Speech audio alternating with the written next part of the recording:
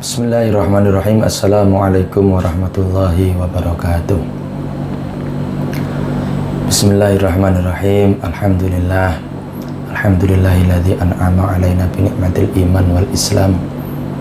Asyhadu an la ilaha illallah wahdahu la syarikalah wa asyhadu anna Muhammadan abduhu wa rasuluh. Allahumma shalli wa sallim wa barik ala sayyidina wa maulana Muhammadin wa ala alihi wa sahbihi wa barik wa sallim ajma'in. Qalu subhanaka la ilma lana illa ma 'allamtana innaka antal alimul hakim.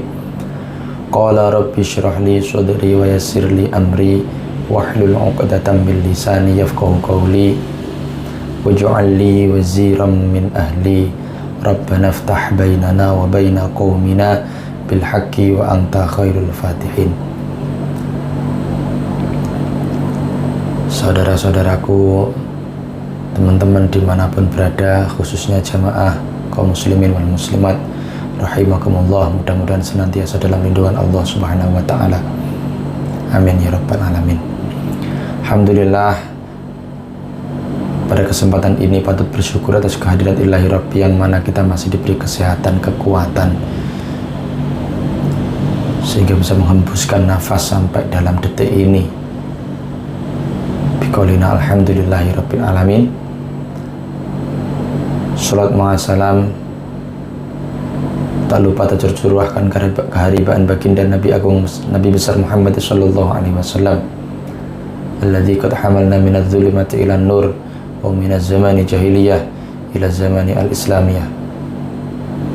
Teman-teman, saudara-saudaraku, jamaah kaum muslimin wal muslimat rahimakumullah, melanjutkan kajian Sirah Nabawiyah kitab Khulasah Nurul Yakin yang kemarin kita lanjutkan pada hari ini.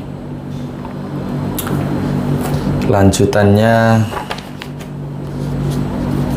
kemarin kita sudah sampai di nasabuhu wa wafatu walidihi.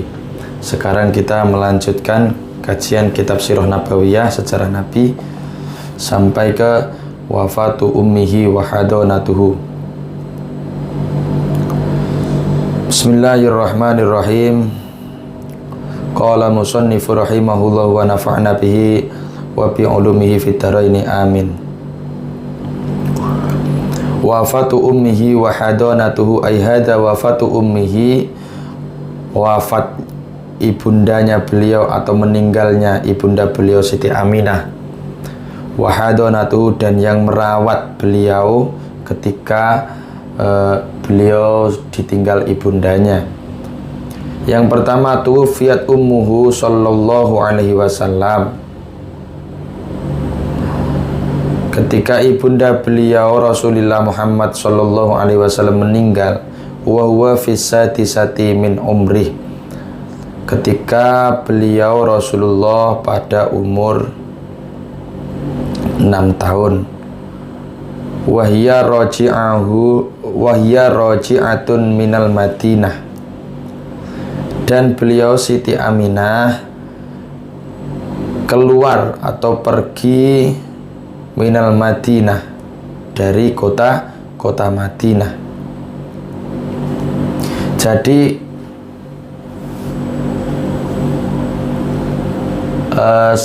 Siti Aminah, ibundanya Rasulullah, itu meninggal dunia ketika Rasulullah masih usia 6 tahun. Pada saat itu, proses meninggalnya itu ketika ibunda beliau yang bernama Siti Aminah itu keluar dari kota Madinah. Roji'atu minal Madinah. Setelah keluar dari kota Madinah, beliau langsung meninggal. Dalam rangka apa beliau ke Madinah? Waqad zahabat ilal Madinati, dan sungguh beliau itu pergi ke kota Madinah, li ziyarati qabri abi, untuk ziarah ke makamnya ayahanda beliau Nabi Muhammad yang bernama Sayyid Abdullah. Kan kemarin kita kaji bahwa meninggalnya ayahanda beliau yang bernama Sayyid Abdullah itu wadufina bil Madinah, ya kan? Wadufina bil Madinah, dimakamkan atau dikuburkan di Madinah. Nah, sementara Rasulullah ini tinggalnya di Mekah. Rasulullah bersama ibundanya di Mekah. Kemudian beliau zahabat ilal Madinah, pergi ke Madinah.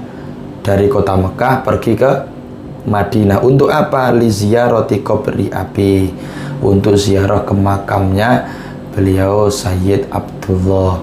Ini yang suka melarang ziarah Nabi, yang suka melarang ziarah kubur, yang suka dengan tradisi-tradisi orang kampung ketika mau puasa itu nyekar ke makam, kirim doa di makam, ziarah kubur, yang suka menyalahkan, yang suka menidak bolehkan, yang suka menghukumi bahwa itu semua dikatakan musyrik. Nah, ini jawabannya ada di dalam kitab Khulasah Nurul Yakin, bahwasanya waqad zahabat ilal Madinah, sungguh beliau Siti Aminah itu pergi ke kota Madinah hanya untuk li ziyarati qabri abi, untuk ziarah ke makamnya ayah Rasulullah, ayahanda dari Nabi Muhammad yang bernama Sayyid Abdullah. Wa ma'aha jadduhu Abdul Muthalib, beliau tidak sendiri, beliau bersama Rasulullah dan beliau juga bersama kakeknya Abdul Muthalib. Kemudian waqad dufinat bil abwa, setelah keluar dari kota Madinah, dari ziarah makam, sesampai Mekah beliau itu meninggal. Siti Aminah meninggal. Waqad dufinat bil abwa, kemudian beliau itu dimakamkan di desa Abwa, desa yang bernama Abwa. Di mana itu? Wahya qaryatun baina Makkah wal Madinah. Abwa itu adalah tempat atau nama desa di antara kota Mekah dan Madinah. Nah, ini Abwa. Wahadonathu Ummu Aiman, lalu yang merawat, yang ngerumat, ya bahasa Jawanya ngerumat, bahasa Indonesianya merawat, yang merawat Rasulullah ketika beliau ditinggalkan oleh ayahanda, ibundanya, beliau yang merawat adalah Ummu Aiman. Khadimutu Abi Abdillah, beliau adalah pembantu dari Abdullah. Kemudian tarbiyatuhu wa wafatu jadihi, ay hada tarbiyatuhu, pendidikannya Rasulullah, wa wafatu jadihi, dan wafatnya ayahanda, kakek beliau, kakeknya Rasulullah. Qoma bitarbiyati ba'da wafati ummihi jadduhu Abdul Muthalib. Nih,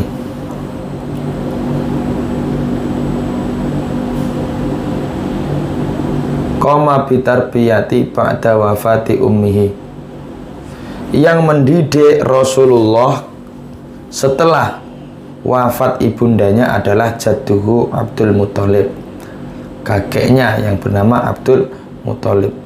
Wa kana yuhibbuhu aktsara min hubbihi li auladihi, beliau kakeknya Abdul Muthalib ini sayang, perasaan sayangnya itu begitu besar kepada Rasulullah, bukan hanya sekadar sayang tapi sangat menyayanginya, sehingga dikatakan bahwa sayangnya terhadap Rasulullah itu melebihi sayangnya Abdul Muthalib kepada anak-anaknya sendiri. Sehingga pernah diriwayatkan ketika Abdul Muthalib ini sedang memimpin rapat atau musyawarah sidang, ya, sidang Quraisy, dari kaum Quraisy semuanya berkumpul, tokoh-tokoh besar. Yang memimpin ini mbahnya Rasulullah, kakeknya Rasulullah yang bernama Abdul Muthalib. Beliau memimpin musyawarah atau rapat itu dengan memangku cucunya, memangku Rasulullah sampai rapat selesai. Jadi Rasulullah itu berada di lingkungan yang sangat baik, ya, berada di lingkungan yang sangat baik. Dari kecil sejak dini beliau itu diperlihatkan, dipertemukan dengan kejadian-kejadian yang baik seperti rapat, musyawarah, seperti itu. Sejak kecil diajak oleh beliau Abdul Muthalib, mbahnya. Kemudian walamma balagha umruhu sallallahu alaihi wasallam, dan ketika umurnya Rasulullah itu sampai kepada samaniyah sanawat, 8 tahun, mata jadduhu ba'da an kafalahu sanatain. Jadi kakek beliau itu meninggal ketika Rasulullah berumur 8 tahun. Ba'da an kafalahu sanatain, setelah beliau itu merawat Rasulullah atau mendidik Rasulullah selama, mengasuh Rasulullah selama sanatain atau 2 tahun, ya.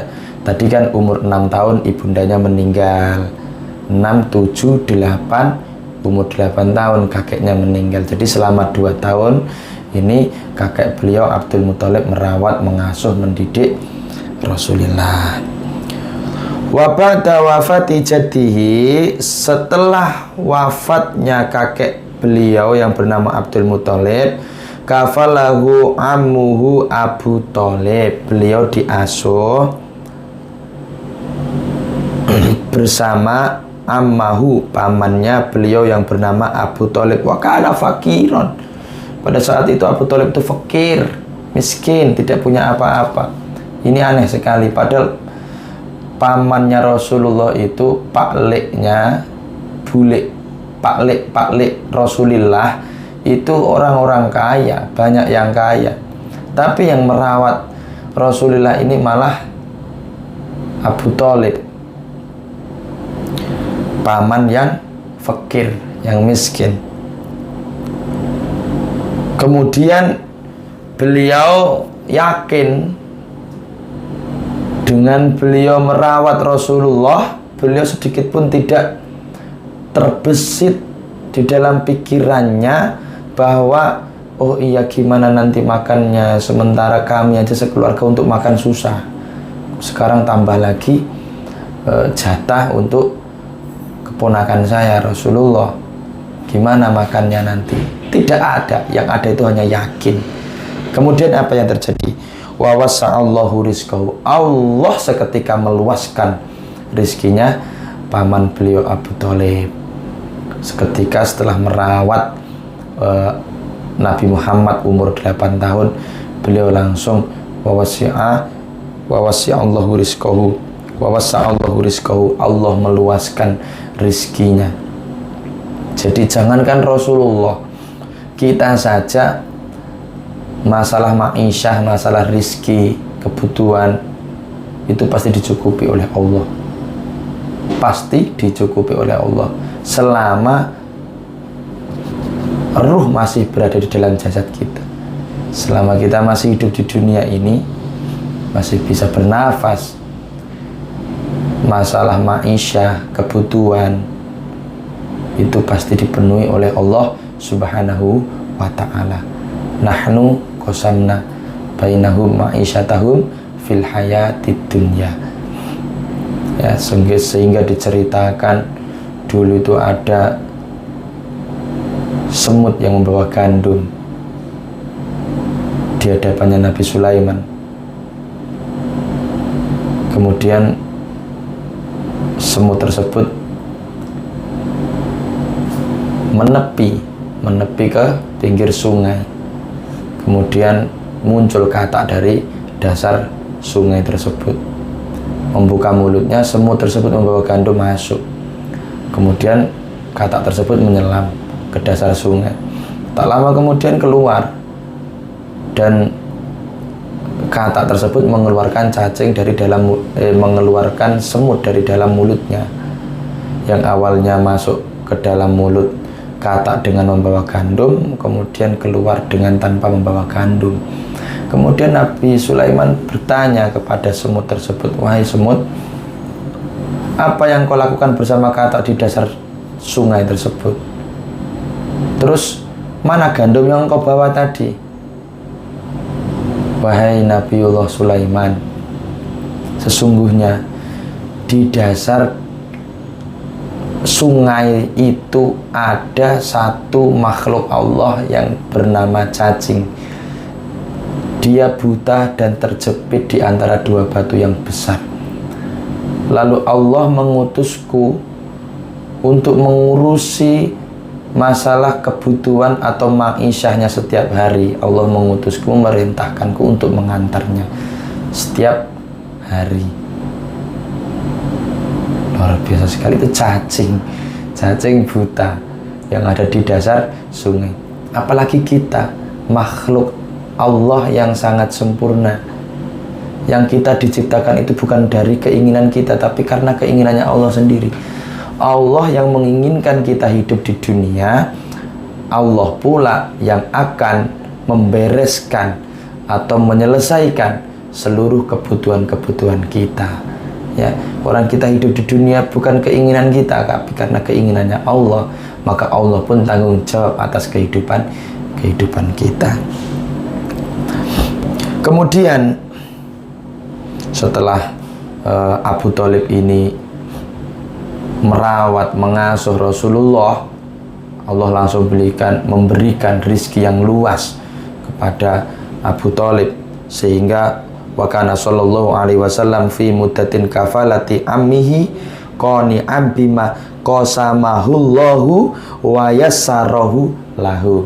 Nah ini Rasulullah ini ketika diasuh oleh Abu Thalib pamannya, beliau itu merasakan kecukupan dari segalanya, segala kebutuhannya, segala keinginannya, semuanya dicukupi oleh Allah. Serasa itu wa yassarahu lahu, rizkinya itu selalu dimudahkan oleh Allah Subhanahu wa ta'ala. Ya jelas, sudah pasti, karena beliau itu hatinya dijaga oleh Allah, memiliki sifat maksum, sedikit pun tidak memiliki kesalahan dalam kehidupannya. Dan seluruh perkataan atau ucapan yang keluar dari mulutnya itu berdasarkan wahyu dari Allah Subhanahu wa ta'ala. Ini Rasulullah, manusia yang istimewa, dijamin surga tertinggi untuknya. Mudah-mudahan kita bisa mensuri tauladani dari akhlak beliau ya. Ini baru seputar pendidikannya Rasulullah. Wallahu a'lam bishawab. Kemudian selanjutnya akan kita masuk ke perjalanannya Rasulullah pertama ke negeri Syam ya. Mudah-mudahan kita diberi panjang umur, diberi kekuatan, kepahaman, sehingga kita bisa memahami segala ilmu yang diberikan oleh para guru-guru kita semuanya, baik langsung maupun tidak langsung. Wallahu a'lam bishawab. Rabbi fa'fa'na bi barakatihim wa dinal husna bi hurmatihim. Rabbi fa'fa'na bi barakatihim wa dinal husna bi hurmatihim. Rabbi fa'fa'na bi barakatihim wa dinal husna bi hurmatihim. Ada kurang lebihnya saya mohon maaf, sedikit banyaknya mudah-mudahan bermanfaat untuk kita semua. Saya akhiri, wallahul muwafiq ila aqwamit thoriq wal afu minkum ihdinas siratal mustaqim. Assalamualaikum warahmatullahi wabarakatuh.